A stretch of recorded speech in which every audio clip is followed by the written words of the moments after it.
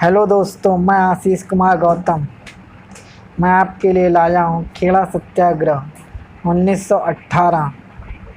खेड़ा सत्याग्रह गुजरात के खेड़ा ज़िले में किसानों का अंग्रेज सरकार की कर वसूली के विरुद्ध एक सत्याग्रह आंदोलन था। इसे प्रथम असहयोग आंदोलन भी कहा जाता है।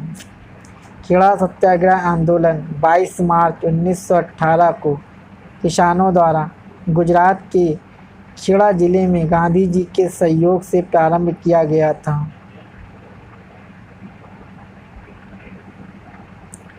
खेड़ा सत्याग्रह आंदोलन की शुरुआत। खेड़ा सत्याग्रह आंदोलन क्यों शुरू हुआ? क्योंकि किसानों की फसल पूरी तरह से बर्बाद हो चुकी थी और किसानों की नज़र से फसल 1/4 से कम हुई थी।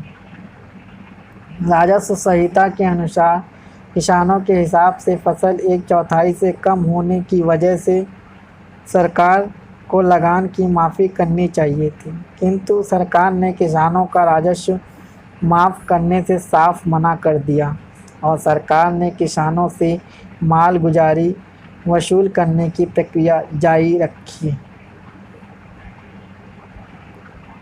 किसानों ने शासकीय प्राधिकारियों के सम्मुख प्रार्थना की और उनके समक्ष राजस्व संहिता प्रस्तुत की।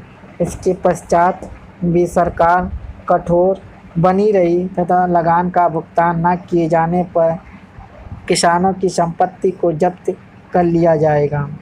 गांधी जी ने किसानों को राजस्व न अदा करने तथा सरकार के दमनकारी कानून के खिलाफ संघर्ष करने की प्रेरणा दी। इस आंदोलन में गांधी जी के साथ युवा अधिवक्ता वल्लभ भाई पटेल, इंदुलाल याग्निक तथा कई अन्य युवाओं ने गांधी जी के साथ खेड़ा के गांव का दौरा प्रारंभ किया और सत्याग्रह आंदोलन में किसानों का सरकार के खिलाफ विद्रोह में सहयोग किया।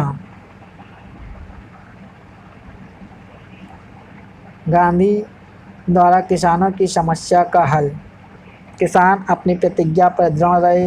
इन्हें अधिक दृढ़ बनाने के लिए महात्मा गांधी ने किसानों से कहा कि जो खेत सरकार द्वारा बेजा कुर्क कर लिए गए हैं उसकी फसल काट कर ले आएं।